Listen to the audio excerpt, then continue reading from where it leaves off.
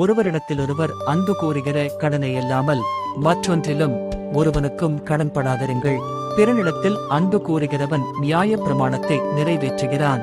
இந்த நாள் உங்களுக்கு ஆசிர்வாதமாய் இருக்க இந்த வீடியோவை பார்த்து கொண்டு இருக்கும் என் மகனே, என் மகளே, இதோ வாசற்படியிலே நின்று கதவை தட்டுகிறேன். ஒருவன் என் சத்தத்தை கேட்டு கதவை திறந்தால் அவனிடத்தில் நான் பிரவேசித்து அவனோடே போஜனம் பண்ணுவேன், அவனும் என்னோடே போஜனம் பண்ணுவான். வெளிப்படுத்தின விசேஷம் அதிகாரம் 3 வசனம் 20. ஐசுவரியவானாக வேண்டுமென்று பிரயாசப்படாதே, சுயபுத்தியைச் சாராதே. இல்லாமற் போகும் பொருள் மேல் உன் கண்களை பறக்க விடுவானேன்? அது கழுகை போலச் சிறகுகளை தனக்கு உண்டு பண்ணிக்கொண்டு ஆகாய மார்க்கமாய் பறந்து போம். வெளியாக்கப்படாத மறைபொருளுமில்லை, அறியப்படாத இரகசியமுமில்லை. ஆதலால் நீங்கள் இருளிலே பேசினது எதுவோ அது வெளிச்சத்திலே கேட்கப்படும்.